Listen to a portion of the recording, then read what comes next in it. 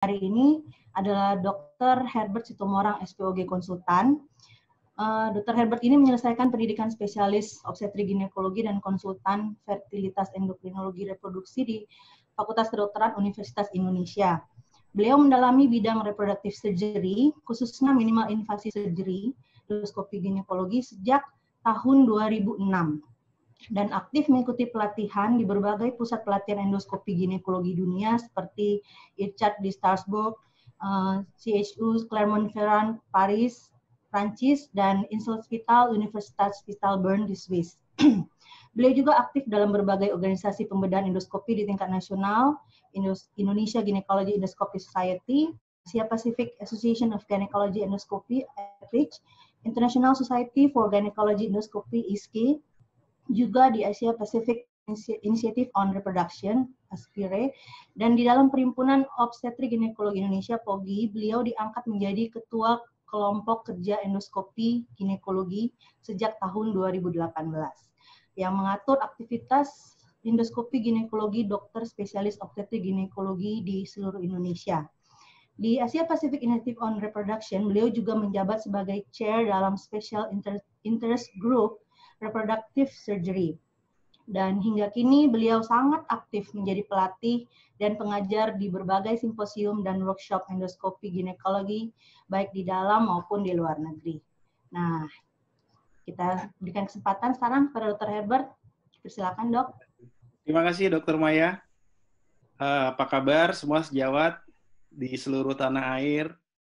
Dr. Nadir dan teman-teman di IGES, begitu juga dengan para sejawat SPOG. Saya lihat sudah banyak sekali yang hadir. Saya bersyukur hari ini kita bisa berkumpul di sini untuk belajar bersama ya, sharing tentang pengalaman-pengalaman kita semua, khususnya di bidang endoskopi ginekologi. Kita akan mulai dulu. Topik pertama saya adalah tentang anatomi. Ini menarik sekali karena anatomilah menjadi dasar dari semua tindakan kita nantinya. Dan saya akan share slide saya. Oke. Ya, the mother of surgery is anatomy.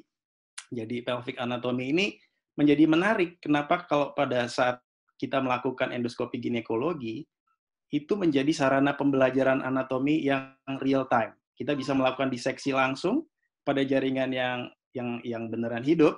Beda misalnya kalau kita mengerjakan diseksi pada kadaver, udah tidak ada pembuluh darahnya lagi, ruangan-ruangannya juga udah tidak hidup lagi. Dan kalau kita bisa melihat endoskopi ginekologi secara langsung maupun pada rekaman-rekaman video operator-operator yang sangat mumpuni, itu kita bisa belajar banyak tentang anatomi. Saya yakin teman-teman yang sudah mengerjakan endoskopi pun merasakan bagaimana peran endoskopi ini dalam memperbaiki pengetahuan kita tentang anatomi. Oke, baik, kita akan mulai. Ini tentang anatomi, ini gambar di IMERI, Museum Kedokteran di FKUI. Ya, baik, kita mulai dengan apa yang akan kita pelajari sekarang. Saya bagi menjadi 5 bagian besar. Yang pertama, yang penting adalah kita harus kenali dulu apa itu struktur dan apa itu space atau ruangan. Nomor 1. Nomor 2, kita juga harus tahu dan harus memiliki suatu gambaran 3 dimensi dari anatomi pelvik. Nanti kita akan lihat lebih detail. Setelah itu, laparoskopi punya keunggulan karena kita bisa melihat semua struktur superficial pada saat kita sudah memasukkan kamera, dan disitulah sebenarnya suatu diagnostik terakhir sebelum kita memutuskan mau melakukan apa di dalam pelvik itu. Ya, karena kita punya kamera yang sangat bisa melihat semua daerah pelvik dengan baik. Baru kita ngelihat ke retroperitoneal, structure dan spaces, dan terakhir kita akan membicarakan mengenai nerve di pelvik. Dan ini menjadi medan pengetahuan yang baru, pelvic nerves, yang makin banyak diketahui orang. Kalau dulu kita banyak yang masih bingung tentang pelvic nerves, tapi dengan adanya endoskopi, kita lebih detail lagi mempelajarinya. Baik, kita mulai dulu dengan structures and space. Sebelum kita belajar anatomi, perlu membedakan apa itu struktur dan apa itu space. Kenapa demikian? Nah, nanti kita lihat. Coba kita saksikan dulu video ini ya. Nah, ini adalah video kita membuka buah manggis. Struktur itu apa? Kalau diibaratkan buah manggis, struktur ini bisa dari mulai kulitnya sampai buahnya di dalam. Nah, di antara struktur-struktur ini, kita bisa jumpai adanya space. space tersebut bisa kita pakai untuk memisahkan struktur satu dengan struktur yang lainnya. Kenapa kita harus pisahkan? Nah, ini contohnya buah manggisnya sendiri adalah struktur, kulitnya adalah struktur, di antara buah manggis satu dengan buah manggis yang lain juga ada space yang bisa kita pakai. Kenapa itu penting? Nah, ini dia ceritanya. Karena tujuan dari operasi sendiri adalah kalau kita menjumpai suatu struktur yang tidak normal atau pathologic structures, pilihannya ada dua. Yang pertama adalah kita buang strukturnya, atau kita repair strukturnya. Nggak ada pilihan lain. Kalau kita buka, ada pathologic struktur, ya udah deh, tutup lagi. Ya, tentu saja itu bukan pilihan ya. Pilihannya apakah kita buang atau kita repair. Tapi membuang dan merepairnya harus dengan aman. Apa artinya aman? Nah, saya mencoba mendefinisikan aman itu dengan lebih mudah, yaitu yang pertama, tidak merusak struktur-struktur yang lain di sekitarnya. Ya, mau itu bladder, mau itu ureter, mau itu rectum, mau itu nerves, mau itu korteks yang masih normal, misalnya korteks ovari, itu sedapat mungkin kita tidak merusak. Dan yang kedua, sedapat mungkin tidak ada perdarahan selama operasi, karena kita tahu perdarahan selain bikin shock pasien juga bisa membuat lapangan operasi kita menjadi tidak bersih. Ini dia. Sehingga apa yang kita harus lakukan untuk mencapai objective of surgery tadi, kita harus lihat bisa memisahkan struktur yang patologik tadi dengan struktur-struktur normal di sekitarnya. Kalau belum dipisahkan, kita nggak bisa itu, baik itu mau membuang atau memperbaiki. Kenapa? Karena kita pasti akan menyenggol juga struktur-struktur sebelahnya. Contohnya misalnya kalau kita mau mengangkat vagina misalnya, pada histerektomi yang radikal misalnya ya, sepertiga proksimal vagina kita harus buang. Maka semua struktur yang berhubungan dengan vagina tersebut, baik di anterior, lateral, posterior, harus dipisahkan dulu. Kenapa mereka bisa dipisahkan? Karena, inilah pentingnya kita menghubungkan bagaimana ilmu embriologi dengan ilmu pembedahan kita sekarang. Mungkin dulu waktu kita masih mahasiswa, FK gitu ya, belajar embriologi menjadi membosankan karena kita tidak tahu ini gunanya buat apa. Ternyata setelah kita mempelajari pembedahan, ini sangat berguna sekali karena masing-masing struktur yang asal embriologinya berbeda, itu kita bisa pisahkan dengan aman. Gitu ceritanya. Oke, mari kita lanjutkan sekarang tadi struktur. Lalu apa itu space? Space adalah ruangan di antara struktur-struktur tadi. Nah, ruangan yang major atau gross spaces pada pelvic dan abdomen adalah kita kenal dengan apa yang disebut dengan intraperitoneal space yang dibatasi oleh peritoneum parietal dan peritoneum visceral. Ini yang warna merah. Lalu adalah extraperitoneal space. Extraperitoneal space sendiri bisa kita bagi menjadi praperitoneal space atau retroperitoneal space. Untuk mencapai ruangan retroperitoneal space, kita bisa menembus ruangan intraperitoneal dulu, seperti pada laparoskopi misalnya, lalu kita buka peritoneum visceralnya, maka kita akan masuk ke retroperitoneal. Namun ada pendekatan lain yang disebut dengan extraperitoneal approach. Jadi kita bisa memasuki retroperitoneal tanpa memasuki intraperitoneal. Kita masuk ke preperitoneal, lalu menyelusuri ke samping dan ke posterior. Nah, ini adalah beberapa istilah umum yang harus dipahami dulu sejak awal supaya nanti istilah ini tidak salah kaprah, sehingga kita bisa lebih memahami struktur 3 dimensi dari pelvic dengan lebih baik. Oke, kita berlanjut. Tadi adalah basic dari structure and space. Maka sekarang yang kedua adalah bagaimana kita melihat pelvic ini menjadi gambaran 3 dimensi. Saya terinspirasi dari Dr. Nadir, beliau itu sangat selalu mengingatkan bahwa semua itu harus ada modelingnya dulu di otak. Bahkan waktu menjahit, misalnya laparoskopi, menjahit pun kita bisa bayangkan dulu di otak, baru kita lakukan pada dunia nyata, itu akan jauh lebih mudah. Nah, begitu pula dengan pelvic structure, kita harus punya bayangan model di dalam kepala kita, 3 dimensinya itu bagaimana. Baik itu dilihat dari open surgery, laparoscopic surgery, maupun vaginal surgery, tiga-tiganya bisa mempunyai approach atau pendekatan yang berbeda. Nah, mari kita lihat dulu struktur utamanya, pelvic structure. Ini sama-sama kita sudah kenal. At least ada 5 bones, ada 5 tulang di situ ya. Tulang ilium, kemudian tulang sacrum, ischium, pubis, dan coccygeus yang membentuk tulang-tulang panggul. Nah, kalau kita laparoskopi tentu saja penglihatannya bukan dari depan seperti ini, lihatnya seperti ini. Ya. Ini yang disebut dengan pelvic brim, kita sudah sama-sama tahu. Nah, tulang-tulang ini harus menjadi model dulu, ini adalah bentuk dasar dari panggul, di mana nanti masing-masing tulang ini kemudian akan dilengkapi dengan fascia, dilengkapi dengan otot, masuk lagi struktur-struktur seperti saraf, seperti organ-organ yang ada di pelvic, sehingga susunan layer by layer-nya itu kita bisa mengerti secara 3 dimensi. Begitu. Nah, contohnya misalnya setelah tulang-tulang ini kita bisa lihat ada spina ischiadica, di sini ada promontorium dan ada coccygeus, di sini ada symphysis pubis dan iliopectineal line, ada sias di sini. Lalu selanjutnya adalah lapisan berikutnya adalah yang disebut dengan ligamentum. Nah, mungkin waktu dulu kita belajar ligamentum, aduh ini belajar buat apa sih gitu ya. Tapi ternyata ligamentum ini sangat-sangat bermanfaat, baik itu mempelajari anatomi. Kenapa? Karena misalnya contoh adanya si sacrospinous ligament, ini akan menjadikan ruangan-ruangan bolong-bolong ini ada namanya. Ya, ini yang namanya disebut dengan greater sciatic foramen, dan ini lesser sciatic foramen, di mana masing-masing ruangan lubang-lubang ini nanti struktur-struktur yang berbeda akan masuk di ruangan-ruangan yang berbeda. Contohnya nanti nerve dari sakral akan masuk sini.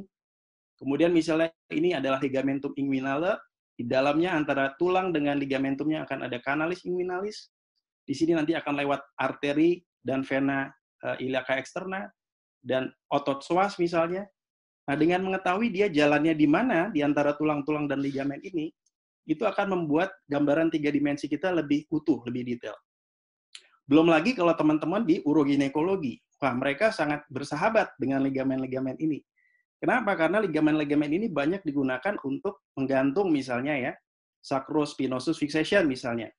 Dia menggunakan ligamen ini. Atau misalnya Birch-Copo suspension, dia menggunakan Cooper's ligament di sini untuk menggantung vagina. Nah, ini adalah struktur-struktur yang bisa dimanfaatkan dalam pembedahan kita pada uroginekologi, khususnya untuk merepair keadaan-keadaan yang sudah mulai patologis tadi. Oke, setelah tulang, kemudian ada ligamen, lapisan berikutnya adalah otot. Nah, ini yang kita sebut dengan otot dasar panggul, saya kira teman-teman juga sudah tahu, tapi mari kita melihat dengan lebih detail lagi. Otot-otot ini penting. Kenapa? Otot-otot ini akan menjadi hampir sebagian ruangan-ruangan pelvik, dasarnya adalah otot dasar panggul. Terutama yang paling penting adalah otot levator ani, yang mulai bisa kita lihat dari pubo vesicalis, pubo vaginalis, pubo rectalis, dan pubo coccygeus, yang bersifat menahan dari ketiga struktur itu. Kemudian di posteriornya ada iliococcygeus, masih masuk dalam levator ani, jadi menghubungkan antara ilium dengan coccygeus. Mudah saja, jadi jangan dihafal. Posterior yang lagi adalah disebut dengan coccygeus saja, atau bisa juga disebut sebagai ischio-coccygeus, karena dia menghubungkan spina ischiadica dengan coccyx. Lebih posterior lagi adalah piriformis muscles. Piriformis ini juga penting karena nanti akan jadi alas dari base dari nerve dari sacral plexus. Dia akan lewat dan menjadi dasar dari nerve-nerve tersebut, masuk ke greater foramen sciatic yang ada tadi kita bahas tadi ya. Kemudian di lateralnya, yang menjadi dinding lateral dari pelvic ini dikenal dengan musculus atau otot obturator internus. Nah, ini penting juga. Di antara obturator internus dengan otot-otot dasar panggul, kita akan melihat satu garis putih yang disebut dengan arcus tendinae fascia pelvic atau arcus tendinae dari levator ani, karena di sini adalah kumpulan menjadi satunya fascia-fascia dari otot levator ani. Ini juga menjadi landmark penting, nanti kita akan pelajari, ini akan menjadi dasar dari ruangan paravesikal. Ya. Apa itu nanti kita akan bahas. Oke, setelah otot-otot ini, layer berikutnya apa? Nah, layer berikutnya adalah fascia yang menutupi otot-otot tadi. Ya, jangan lupa bahwa di balik otot tadi ini ada ligamentum-ligamentum yang bentuknya seperti ini tadi ya, untuk membayangkan 3 dimensi di balik otot-otot tersebut. Nah, sebelum fascia kita lihat dari samping. Dan lihat dari samping bentuknya sama seperti tadi. Ini adalah obturator internus, kemudian ini levator ani, kemudian di belakang adalah piriformis. Kalau kita bayangkan bentuknya ini kita analogikan dengan bentuk lain, saya suka menyebutnya sebagai bentuk panggul sebagai sebuah mangkuk. Kalau kita ingat dulu kita makan Indomie ya, mangkuknya kan kayak gini ya. Nah, jadi panggul itu menjadi sebuah mangkuk di mana dasarnya adalah otot-otot levator ani. Sedangkan permukaannya, kalau kita makan bakso atau makan bubur ayam misalnya, Bubur ayam kan di atasnya itu ada kerupuk, ada sate gitu ya. Nah, inilah akan menjadi permukaannya nanti diisi oleh organ-organ dan peritoneum yang visceral. Jadi bentuk 3 dimensi antara peritoneum visceral tadi dengan otot dasar panggul, disitulah banyak struktur dan spesies yang nanti berharap kita bisa membayangkan lagi dengan lebih jelas. Oke, baik, kita lanjutkan lagi. Kalau kita lihat dari kembali dari pandangan laparoskopi, maka di atas otot tersebut akan ada fascia-fascia, ya, sering disebut sebagai endopelvic fascia. Ini juga merupakan struktur pemegang supaya tidak terjadi prolaps uteri. Teman-teman dari Uragin tahu ini adalah level 2, penahan dari pelvic support. Kemudian kalau kita lihat dari, nah dilihat dari kaki, ini dari luar sekarang, otot-ototnya kira-kira seperti ini. Jadi dasar dari mangkuk tadi adalah otot levator ani, karena kalau dia berkontraksi dia akan mengangkat anus, makanya namanya juga levator ani. Otot levator ani, dan paling posterior yang tidak terlihat, otot piriformis yang tidak terlihat. Dan ini gambar yang kita sudah sama-sama sering lihat. Kalau tadi dari atas ke bawah, nah inilah sebelum menjadi kulit. Sebelum menjadi kulit, di paling posterior ada gluteus, kemudian ini adalah bagian dari otot levator ani, iliococcygeus, dan pubococcygeus. Dan yang paling superficial kita sudah sama-sama kenal pada saat kita neurafi, yaitu transversus perenei, kemudian ada ischiocavernosus dan bubocavernosus, dan sphincter ani di sini. Di balik itu ada urogenital diafragma. Jadi dengan demikian kita bisa membayangkan mulai dari kulit sampai ke otot dasar panggul, kemudian sampai ke fascianya, masuk lagi sampai ke akhirnya ke peritoneum visceral. Itu gambaran 3 dimensinya. Ini fascia di atas, mulai kita struktur-struktur organ di sini.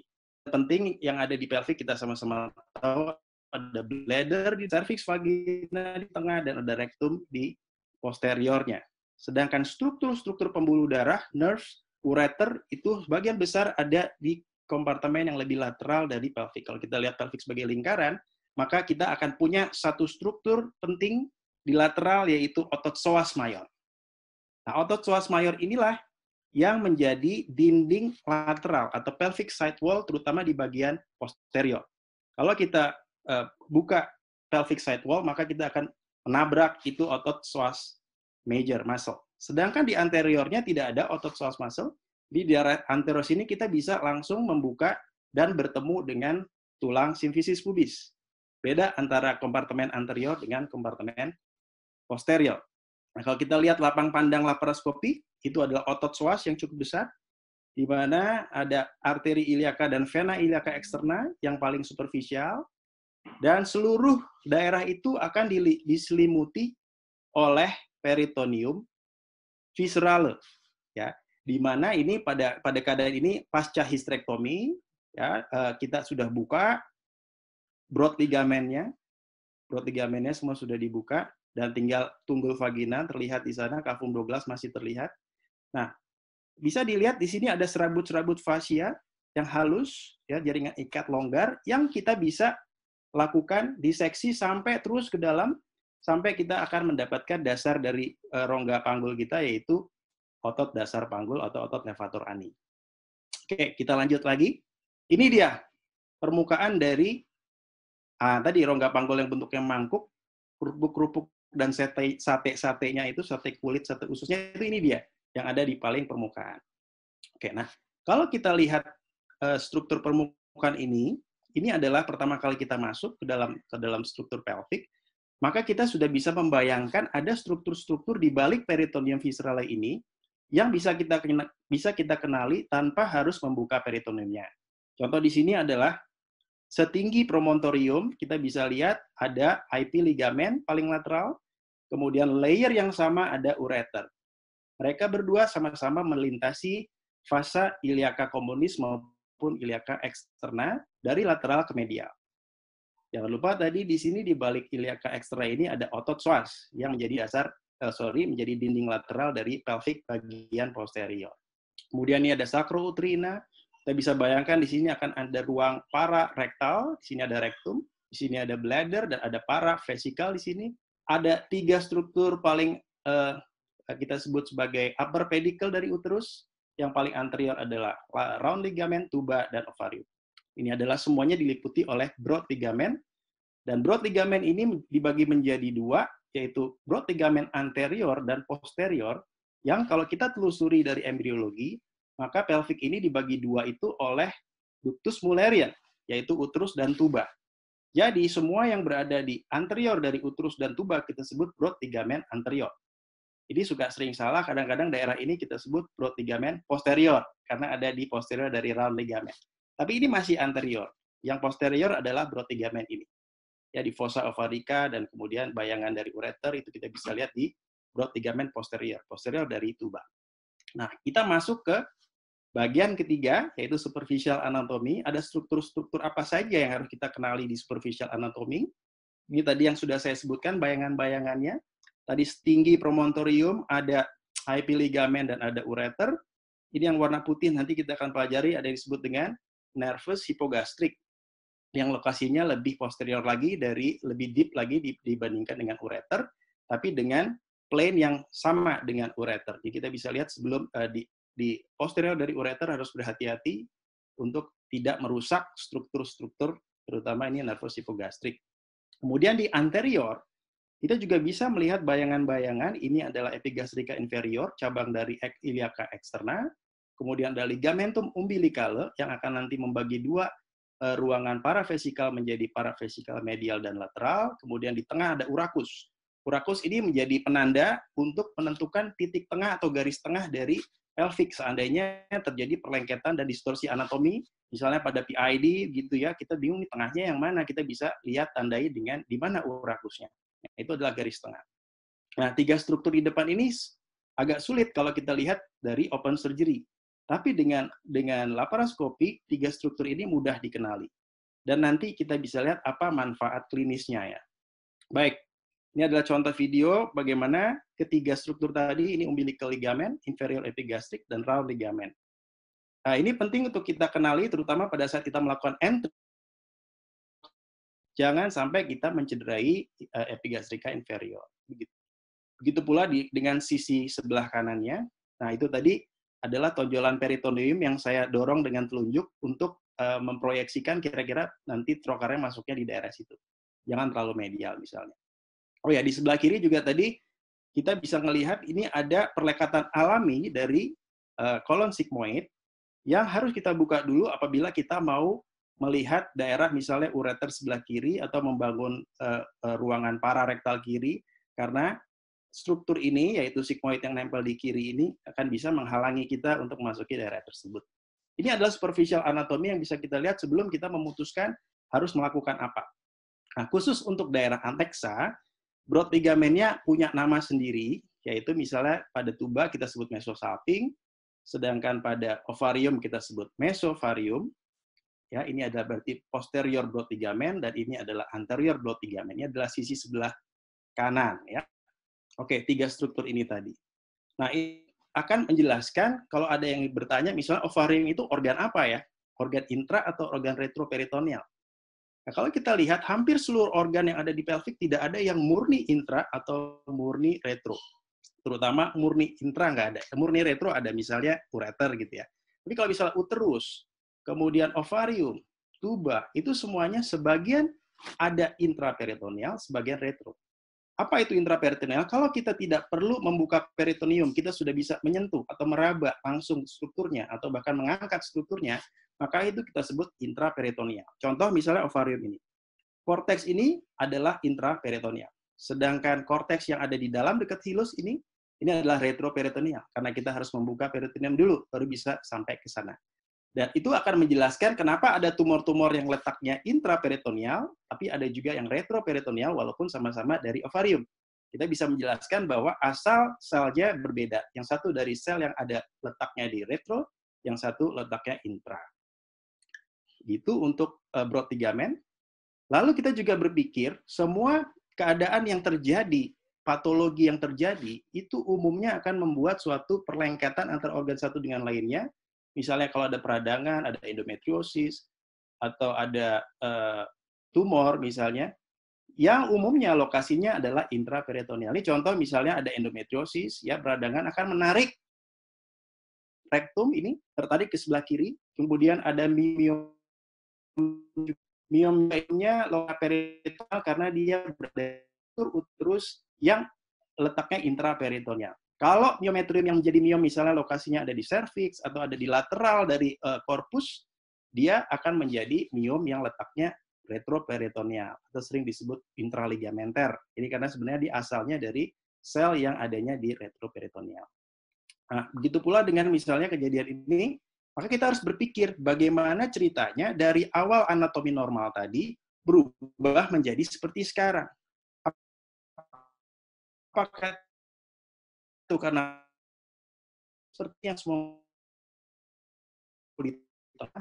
atau proses yang semua kita harus mulai kembalikan lagi, oh ini aslinya bukan begini nih, aslinya tubuhnya dari sebelah kiri, ini misalnya ada perdarahan atau hematosalping di kiri, ini ada epiploika rektum yang nempel juga ke situ, ovarium juga nempel ke situ, rektum juga nempel ke situ, ada adenomiosis juga yang nempel ke situ. Kita bisa bayangkan prosesnya dari awal normal sampai seperti sekarang, sehingga untuk tadi merepair atau excise, meremove, kita harus balikin dulu ke anatomi normal. Nah, bisa juga perlengketan karena operasi seperti itu, atau ini omentumnya nempel. Jadi kita bisa membayangkan perjalanan penyakit pasiennya dari mulai normal sebelumnya, sampai sekarang kejadiannya seperti ini, adalah proses-proses yang letaknya intraperitoneal. Nah, ada satu daerah di superficial anatomy yang menjadi pintu masuk yang sangat aman untuk memasuki daerah retroperitoneal. Ini kita sebut segitiga antara round ligament, IP ligament, dan iliaca externa. Ini adalah daerah peritoneum yang sangat aman. Kita memasuki daerah retroperitoneal, bisa ke paravesikal, bisa ke pararektal, semuanya bisa diakses melalui ini. Ya, jadi round ligament, IP ligament, dan bayangan dari iliaca externa, daerah sini. Kenapa? Karena ini daerah kosong. Di tengah ada rektum, di lateral ada otot psoas. Nah, kita bisa masuk sini untuk ke ruang pararektal maupun ke ruang paravesikal. Dan kalau kita buka kiri juga bisa, pada open surgery juga kita bisa lakukan itu. Kita akan melihat ada struktur iliaca externa di lateral, dan nanti ureter ada di medialnya. Nah, kita akan masuk ke sana. Dengan demikian kita akan melanjutkan ke bagian keempat dari 5 bagian, yaitu retroperitoneal sekarang. Kita masuk ke retroperitoneal spaces and structures. Ya. Dr. Herbert, 10 menit bisa. 10 menit? Ya. Oke, thank you. Ya, kembali ke sini. Maka kita akan mulai dulu dengan retroperitoneal spaces. Kita kenal ada 2 kelompok retroperitoneal spaces, yaitu disebut dengan midline spaces dan lateral spaces.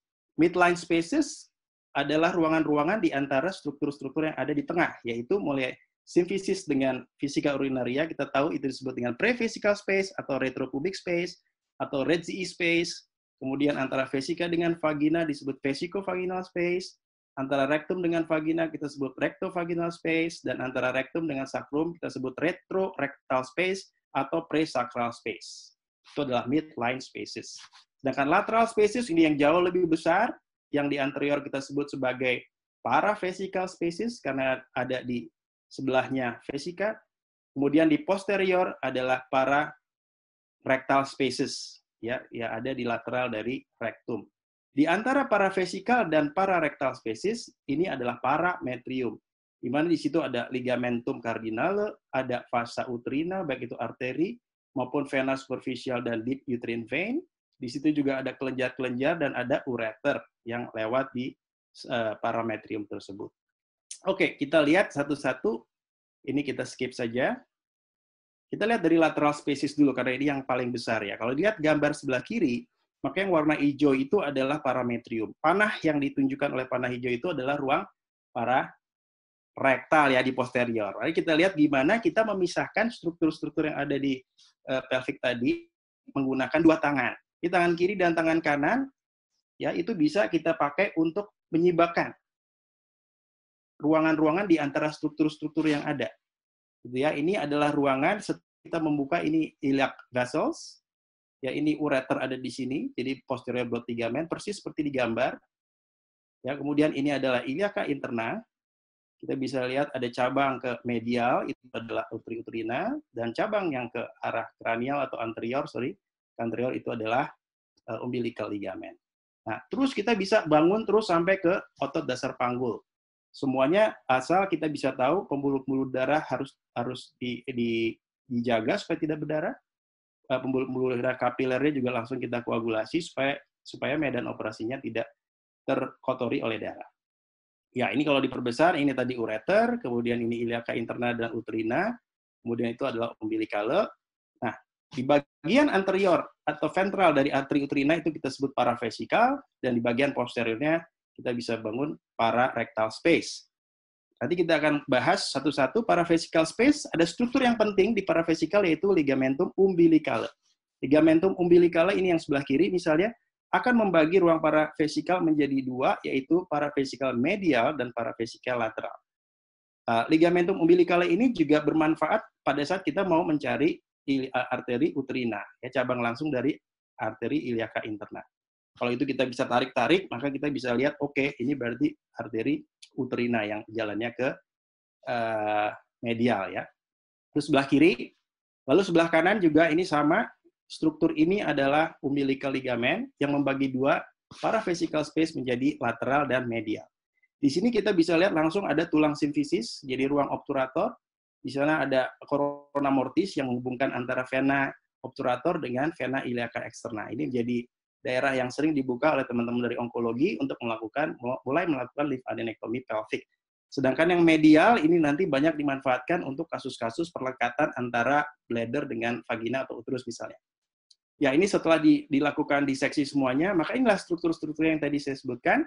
Paling kanan ada otot psoas yang menjadi dinding lateral, dan struktur-struktur lain hampir sebagian besar ada di lateral dari spesies tersebut, ya, kecuali umbilical artery tadi yang membagi dua paravesikal space. Jadi kalau kita geser, arteri dan vena iliaca eksternanya juga bisa untuk mengambil lymphadenectomy di daerah obturator. Nah, ini manfaat dari paravesikal. Kapan kita harus buka paravesikal? Misalnya gitu ya. Nah, tentu saja kalau kita mau membebaskan struktur yang perlu dibebaskan untuk mengangkat struktur tersebut. Nah, misalnya apa? Misalnya perlekatan antara bladder dengan vagina atau bladder dengan uterus. Kalau kita nggak bebaskan dulu, nggak buka dulu paravesikalnya, langsung dipotong di tengah, maka kita ada risiko untuk mencederai bladder. Ya, misalnya pada bladder adhesion, bladder endometriosis, lymphadenectomy tadi sudah dijelaskan, pada radikal hysterectomy untuk mengangkat parametriumnya, karena kalau mengangkat parametrium ini, paravesikal dan pararektal harus dibuka dulu, baru kita bisa clamp. Kalau nggak dibuka, kita nggak bisa clamp. Atau misalnya identifikasi arteri uterina. Nah, ini contohnya bladder adhesion, misalnya bekas seksio 3 kali, ini kita mau melakukan hysterectomy misalnya, di mana uterusnya semuanya nempel ke anterior. Gimana caranya? Caranya adalah kita isi dengan bladdernya, biasanya saya isi dengan methylene blue supaya ada gambaran kistik dari bladdernya tampak. Lalu kita mulai buka di ruang yang di lateral, yaitu ruang paravesikal yang medial. Ini kita bisa lihat ada ruang ligamen ya. Nah, dengan membuka ruangan ini, maka kita akan bisa meraba ke daerah medialnya, di mana bladder dan di mana vagina. Dari situ kita bisa mendapatkan space vesikovaginal. Space vesikovaginal itu sebagai titik finishing line atau finishing point dari diseksi kita antara uterus dengan bladder. Jadi itu akan membantu membuat kita tidak mencederai bladdernya dengan membuka selalu dari lateral. Kemudian kita beralih ke posterior pararectal spaces. Ini pararectal spaces misalnya pada endometriosis. Cukup mudah, ini adalah pararectal yang medial, disebut juga dengan Okabayashi space.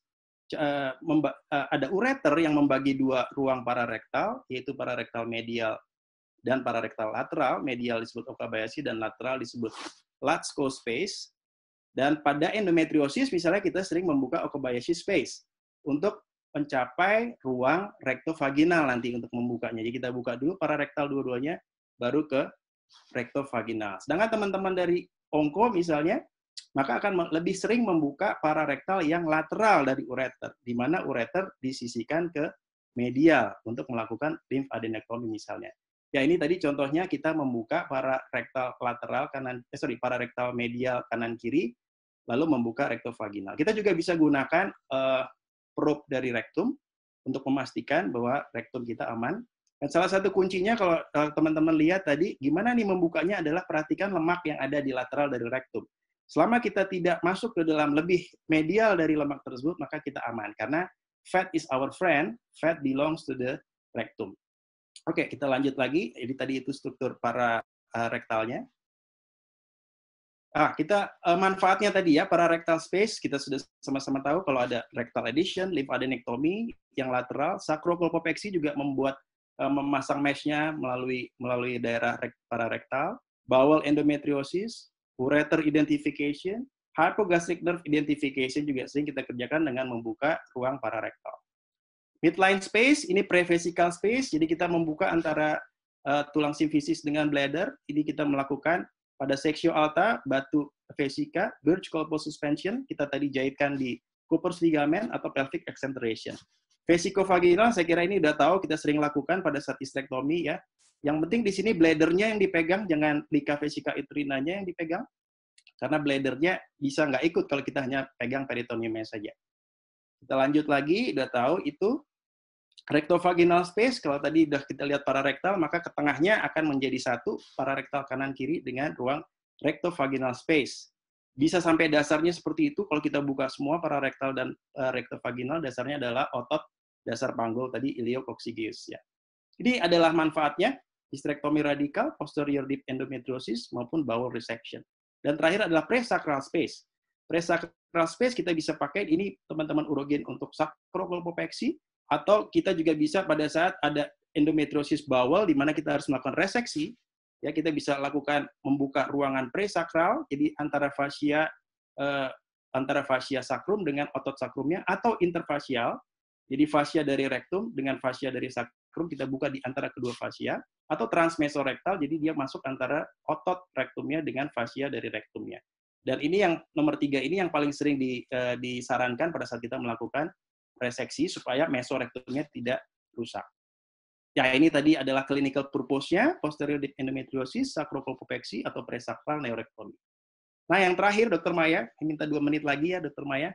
Jadi pelvic nerves, nah ini penting juga, kita bahas terakhir. Kenapa penting? Karena kalau kita melakukan prosedur yang mencederai pelvic nerves, misalnya contoh teman-teman di onko melakukan misalnya hysterectomy radikal, di mana salah satu morbiditas yang tinggi adalah terjadinya atonia uteri. Atonia bladder ya. Dia nggak bisa kencing, jadi dia retensio urin. Nah, ini struktur yang penting yang harus kita lihat. Pelvic nerves kita bagi 2, kita sama-sama tahu apa yang disebut dengan somatic atau voluntary, dan satu lagi lah otonom atau involuntary. Nah, yang somatic itu nerve-nerve yang penting adalah ini, nanti kita bahas iliohypogastrik, ilioinguinal, lateral femoral cutaneus, ini tiga-tiganya untuk dinding abdomen pelvic. Kemudian ada nerve femoral dan obturator, sciatic, gluteal, dan pudendal, di mana femoral, obturator, dan sciatic ini semua akan dilanjutkan untuk mempersyarafi tungkai bawah. Sedangkan gluteal dan pudendal untuk mempersyarafi somatik, baik sensorik maupun motorik dari organ-organ pelvic dan di daerah bokong. Ya. Kemudian saraf otonom, ini tadi yang untuk mengatur masing-masing organ otonom, baik itu bladder, rektum, maupun vagina dan uterus. Kita kenal ada yang disebut dengan sympathetic nerves, yaitu yang utamanya adalah superior hypogastric plexus yang ada di promontorium, kemudian hypogastric nerve yang ada 2 kanan kiri, tadi kita sudah sama-sama lihat, lebih posterior dari ureter. Kemudian yang parasimpatik kita sebut sebagai pelvic splanchnic nerve, dia merupakan serabut-serabut saraf dari S1 sampai S4, S2 S4, yang nanti akan bersama-sama bertemu dengan hypogastric nerve menjadi inferior hypogastric plexus yang ini. Ya, itu adalah kalau inferior hypogastric plexus di dalamnya ada dua-duanya, fungsi simpatik dan fungsi parasimpatik. Ini kita lihat yang somatik dulu dari L1 sampai L5. Ini tadi ada iliohypogastrik memperdarahi otot-otot anterior. Kemudian ilioinguinal yang ini dari L1. Kemudian dari L2 ada lateral cutaneus, femoral cutaneus. Kemudian ada femoral nerve, dan ada obturator nerve dari L2 dan L4. Ini yang cukup superficial ya, yang adanya cabang anterior.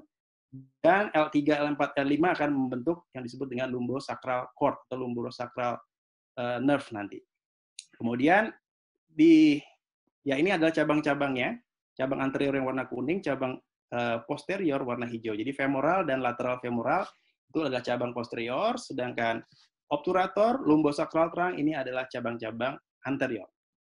Kalau dilihat dari samping, maka ini kita bisa lihat somatiknya, di mana nerve pudendus dan nerve gluteal itu berasal dari S1, S2, S3, S4, akan bercabang ke posterior.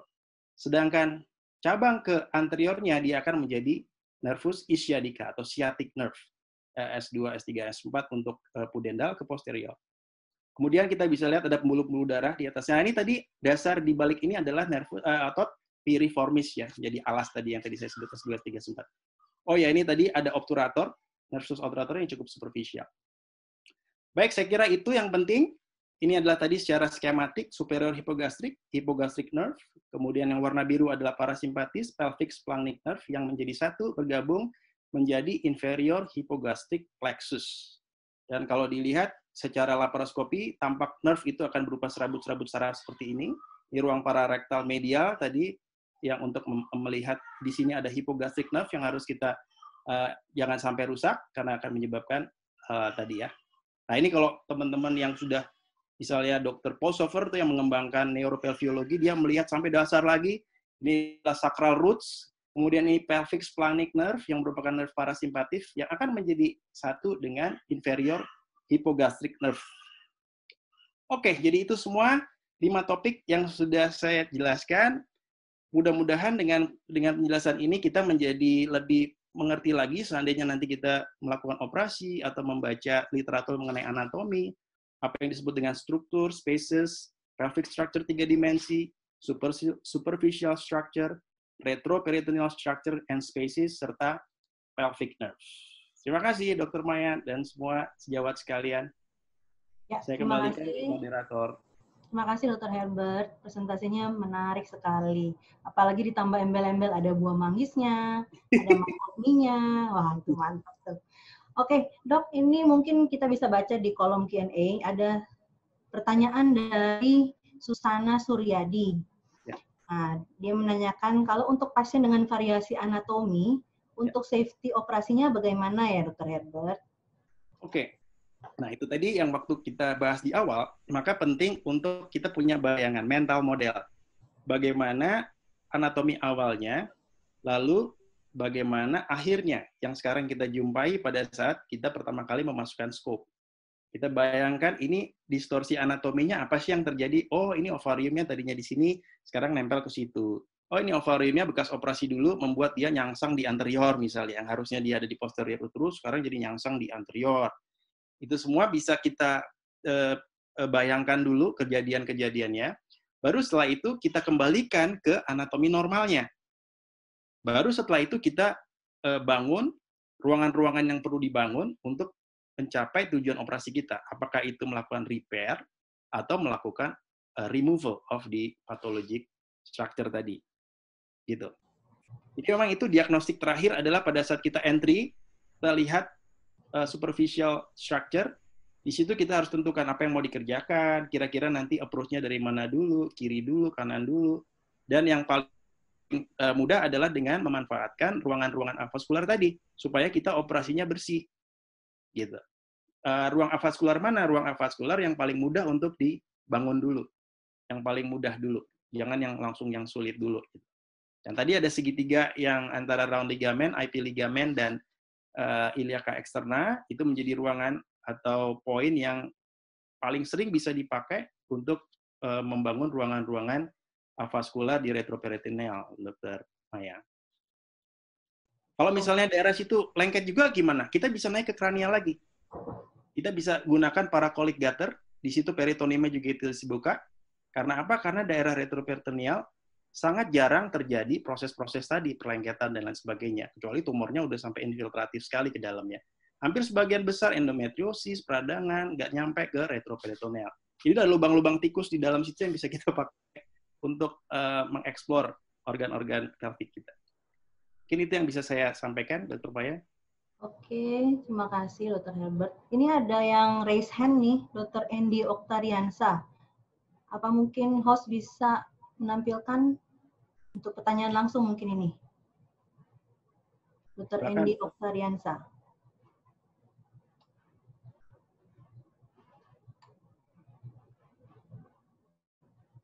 Belum nyambung ya kayaknya, Dr. Maya. Kalau belum, ini ada pertanyaan Q&A. Dok, baiknya pendekatan mengidentifikasi ureter dari lateral atau medial ya approach-nya, terutama pada kasus-kasus DIA dan adesi berat. Iya, ini Dari pertanyaan yang Dr. menarik ya Stephen Aristida. dari Dr. Stephen ya. Ini pertanyaan menarik sekali, memang selalu menjadi isu kapan kita harus buka dari lateral atau medial gitu yang paling sering pertanyaannya. Oke, saya coba jelaskan dengan gambar ya. Dengan gambar mungkin akan lebih boleh saya share ya? Ini tadi ya. Oke. Nah, ini dia. Ini dulu deh. Nah, ini dia. Nah, ini ureter kan berjalannya di sini ya, di posterior broad ligament. Nah, sangat bergantung dari keadaan yang kita jumpai seperti apa. Misalnya, ada kista endometriosis di sini. Oke, besar. Yang kita pertama kerjakan adalah kita aspirasi cairannya, lalu ovariumnya kita gantung misalnya ke anterior. Nah, maka kita bisa approach-nya bisa ada dua pilihan, dari medial sini atau tetap kayak tadi dari lateral. Biasanya kalau dari medial sini udah banyak perlengketan kan, jadi anatominya itu udah berubah. Makanya saya lebih suka selalu dari segitiga bermuda ini nih, round ligament, IP, sama iliaca externa.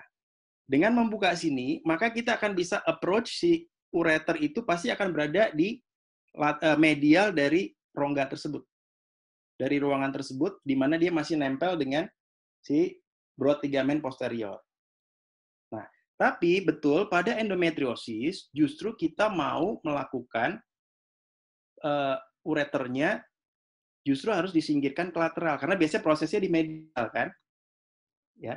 Jadi biasanya kita bisa lakukan itu dari dua approach. Pertama dari lateral hanya untuk tahu oke, ini ureternya di sini. Lalu yang kedua, setelah kita tahu maka kita buka pararektal yang medial. Di mana itu selalu medial dari ureter yang tadi kita tahu lokasinya di mana.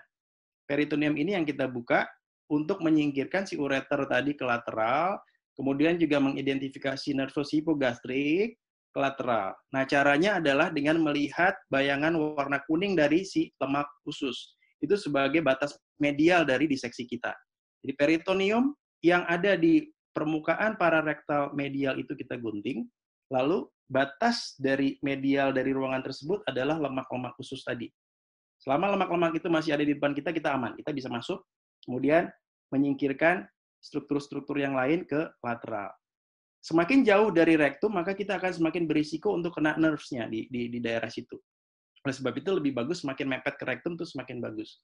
Karena nerves-nya akan berada lebih lateral. Biasanya hipogastrik itu lebih ke sisi yang sama dengan ureter tadi.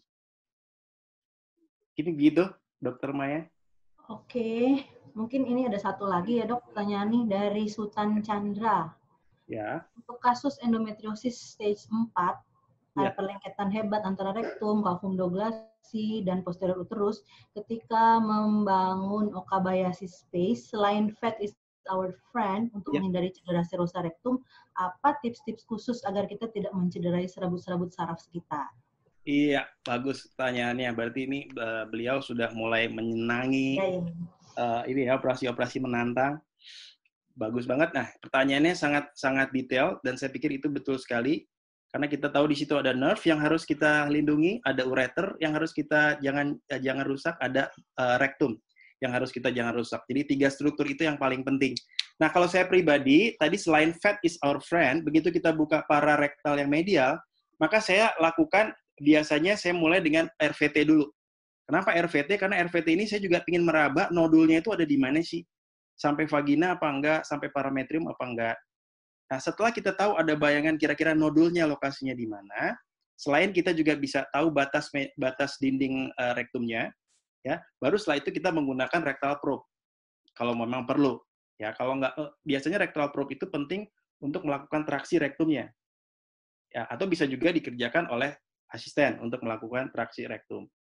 Nah, tapi intinya tadi untuk tidak merusak nerve, kita harus diseksinya pelan-pelan dan sedekat mungkin dengan rektum. Semakin jauh dari rektum ke lateral, di situ makin banyak cabang-cabang pelvic splanchnic nerve, ada hypogastric nerve, yang mungkin kita nggak tahu bahwa itu nerve, kita pikir itu adalah jaringan ikat longgar aja, ya kita kautor semua. Kautor gunting. Oh iya, salah satu yang penting adalah meminimalisir penggunaan kautor dan penggunaan gunting. Jadi sedapat mungkin kita hanya menyibakkan daerah-daerah kosong saja daerah situ. Jadi seandainya pun ada struktur nerve di situ, kalau kita kerjakannya dengan lembut, membuka ruangannya, maka nerve-nya masih akan tetap utuh, ya nggak putus. Begitu kira-kira Dr. Maya. Mungkin ada panelis lain yang ingin menambahkan? Silakan Dr. Indra. Ini mungkin ada satu pertanyaan terakhir ya. Nanti untuk pertanyaan yang masih akan diberikan oleh attendees yang lain mungkin bisa ditanyakan langsung via email ya. Karena mengingat waktu. Ini ada pertanyaan terakhir. Dok, untuk teknik untuk evaluasi apakah ada cedera ureter dan bladder itu bagaimana? Nah, yang paling penting sebenarnya jangan mengevaluasi apakah cedera sih. Sometimes it's too late ya. Yang paling penting justru mencegahnya. Tapi ya memang ada juga cara kalau kita ragu-ragu nih kita cedera apa enggak, ya kita bisa cek juga. Tapi nomor satu yang paling penting adalah menghindari cedera tersebut. Gimana caranya kalau kita tahu bahwa ureter adalah jalannya di daerah ini, kalau kita melakukan suatu prosedur yang lokasinya dekat dengan itu, misalnya melakukan pengguntingan atau melakukan koagulasi, kita harus pastikan bahwa ureternya sudah disingkirkan dari daerah operasi kita. Harus. Jadi nggak boleh blind, nggak boleh, aduh nggak apa-apa lah ini kira-kira masih jauh, nggak boleh. Kecuali memang daerah operasi kita jauh dari jalannya ureter. Nah, ada yang bilang ada dua tipe orang nih, Dr. Maya, dua tipe pembedah. Pertama, tipe yang sangat hati-hati. Yang kedua, tipe yang agak nekat dikit gitu. Nah, dua-duanya kalau dia nggak mengenali ureter akan ada ruginya. Misalnya apa? Kalau dia sangat hati-hati, tapi dia tidak melihat ureter dulu, maka dia akan nggak selesai operasinya, Dr. Maya. Ya kan? Hati-hati banget nih nggak selesai. Nah, yang nekat, tapi dia tidak mengenali, ya cedera ureternya. Jadi apapun tipe Anda sebagai surgeon, sebaiknya memang kita identifikasi dulu di mana ureter. Begitu pula dengan bladder, tadi bladder kita sudah bahas pentingnya membangun paravesical space, misalnya pada bekas seksio, misalnya pada placenta akreta, misalnya pada pasien-pasien obstetri, ya, mana pendekatan langsung kalau di garis tengah langsung kita potong antara bladder dengan uterus, ada dua tipe lagi. Kalau dia hati-hati, maka dia akan menjauhi bladder. Menjauhi bladder yang terjadi apa? Yang tadinya mau histerektomi total, yang terjadi malah histerektomi subtotal. Bahkan kalau misalnya perlengketannya sampai korpus, yang dikerjakan bukan histerektomi tapi fundektomi. Karena menjauhi perlengketan kan, ya udah diangkat judulnya histerektomi padahal yang dikerjakan adalah fundektomi. Kenapa ya? Karena memang supaya tidak mencederai bladder sih sebenarnya. Tapi tujuan operasi kita jadi nggak tercapai yang melakukan histerektomi total tadi. Gitu. Nah, itulah pentingnya kita mencoba untuk memanfaatkan ruangan-ruangan avaskuler paravesikal misalnya untuk menghindari cedera bladder. Gitu, Dr. Maya. Terutama pada laparoskopi memang paling banyak itu cedera karena elektrosurgery ya. Karena bipolar misalnya, efek panasnya, efek lateral spread-nya itu kita tidak pahami. Belum kita pisahkan ureter, kita padahal mengkoagulasi peritoneum sih, tapi karena dia masih nyambung dengan ureter, maka spread panasnya akan mencederai ureter juga. Jadi kalau kita melakukan koagulasi di daerah situ, lebih bagus kita rilis dulu ureternya. Baru setelah itu kalau memang masih ragu juga pada histerektomi, bladder misalnya kita bisa lakukan sistoskopi pasca TLH misalnya untuk memastikan apakah ureter kita masih bagus dengan melihat jet sign dari urin di kedua muara ureter di bladder. Mengenai sistoskopi kita bisa gunakan alat office hysteroscopy kita. Jadi nggak perlu alat sistoskopi khusus. Cukup dengan alat office hysteroscopy atau diagnostik hysteroscopy bisa untuk melihat tadi ya, kalau ada cedera bladder pun akan kita bisa lihat daerah yang terkoagulasi warnanya putih sendiri. Itu juga sering akan menyebabkan komplikasi agak late, misalnya terjadi fistulasi, ya, kebocoran bladder atau fistulasi dari ureter, yang biasanya terjadi setelah 3 kali 24 jam baru pasiennya mulai ada keluhan. Itu Dr. Maya, makasih. Oke, terima kasih Dr. Herbert, diskusinya sangat menarik ya. Oke. Maya boleh share? Silakan Dr. Nadir. Jadi salah satu diagnostik untuk bolongnya bladder pada waktu laparoskopi adalah kalau udah bolong gas pasti masuk situ. Jadi udara Balonnya gembung ya, Dok? Ya, kantong fisika, Kantong gembung. kantong urinnya itu akan melembung diisi oleh gas. Iya. Jadi yang penting sebenarnya yaitu tadi mencegah jangan menghindari terjadinya komplikasi.